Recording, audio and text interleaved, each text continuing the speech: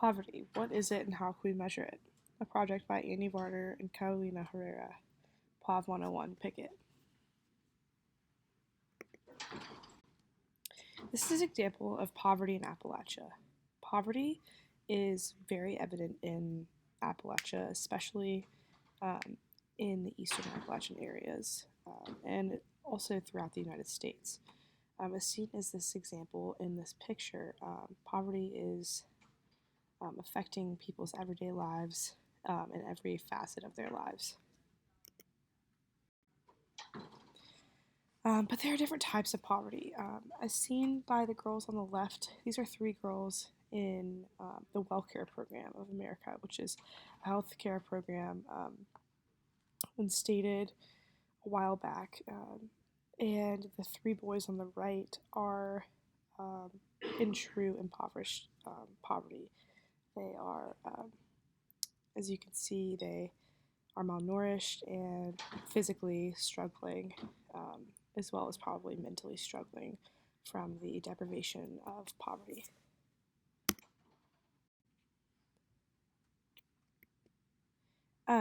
So poverty defined. Poverty should be carefully defined as relative economic deprivation and a lack of capabilities. This is a definition that Kato and I have worked on together. It's important that we define poverty before we learn how we should measure it and how we delve into the complexities of measuring something like poverty. Poverty can be broken down into 3 main measurements. The first being supplemental measure of poverty, the second the official poverty measure, or the OPM, and the third the capabilities approach to poverty.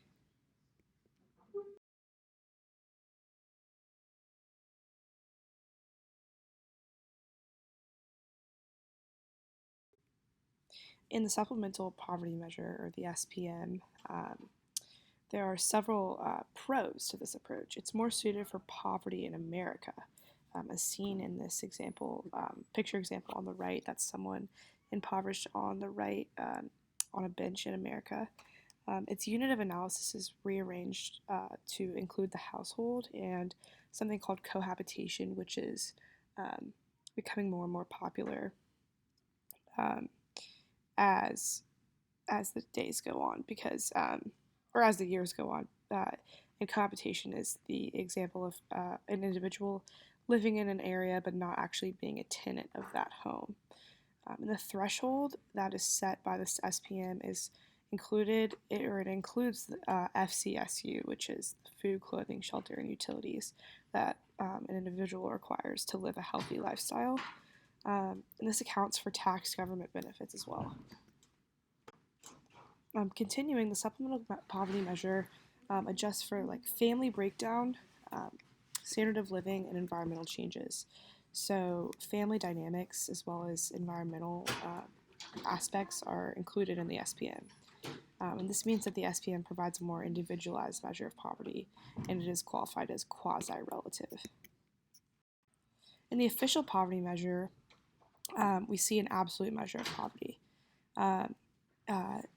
In the OPM, poverty is measured in terms of income, and its threshold is set by the government in place. And being in poverty means falling below earning a certain annual income. And then the OPM's threshold is set by the lowest economy food plan, 3 times set by the U.S. Department of Agriculture, according to Iceland. And although this is an absolute measure, the number of this measure is constantly fluctuating, and it is changing depending on certain environmental factors. But are there problems with this measure? Sure, it takes inflation into account, and it's constantly changing, so there's no constant. And it also instills a backward incentive for its citizens that in order to be considered in poverty and qualify for impoverished benefits, you must fall below that annual income threshold. Continuing on the OPM defines pre-tax gross annual income and cash benefits like government checks, Social Security and disability checks. Those are all defined as resources under the OPM.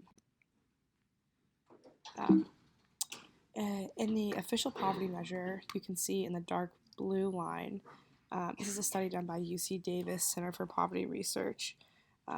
It started in 1960, and it's continued through 2015, and that blue poverty line shows the decreasing rate of the official poverty measure, but you can see that it's constantly changing year to year. And then the supplemental poverty measure began in 2010 and has decreased since then. And then the light blue line shows the below 50% poverty level. The official poverty measure includes several pros and cons. Its pros include that it's easy to measure and to get money to the right people quickly, but the cons include many, including that it's old, outdated, doesn't take into account assets or in-kind benefits like Medicaid or soft cash. It doesn't show the depth of poverty. The capabilities approach to poverty includes capabilities and functionings of an individual. So Martha Nussbaum coined her list of the 10 central capabilities, which include the three main: basic life, including food, shelter, clothing, and utilities; emotion; and play. And this takes into account a person's overall quality of life. And then the functionings are the beings and doings that a person chooses to achieve from his or her capabilities. So they're achievements, basically. The capabilities approach to poverty is effective, but subject to personal discretion. So one person's capability may very well be another person's necessity to survive. So it's difficult to measure. Poverty as a relative economic deprivation and a lack of capabilities. What does it mean for poverty to be described as that, as relative economic deprivation and an individual's lack of capabilities and functionings? Let's break down the definition into smaller chunks so we can better understand how it all ties together. In his book, Poverty in America, Iceland describes the two main measures of poverty as absolute and relative. So is there a solution? Because every family has different needs that has to be met, it'd be effective for an outside investigator or professional to evaluate some of the families that fall below the poverty threshold to understand why they're earning that low of an annual income in the first place. This would entail another profession or professional job to investigate the work, to cover the investigative work that would follow. There's an obvious need to define and measure poverty in order to create solutions to the problem at hand. Experts are working hard to do both to find the appropriate solution for poverty in the United States. So, courses like Howard Pickett's POV 101 at WNL allow for a more open conversation about poverty and its definitions, measurements, and its causes.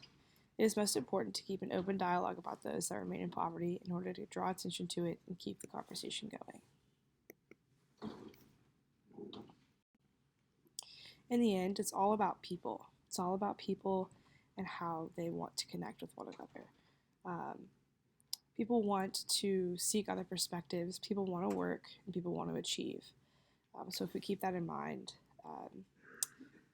I think poverty becomes a more interesting discussion. Thank you.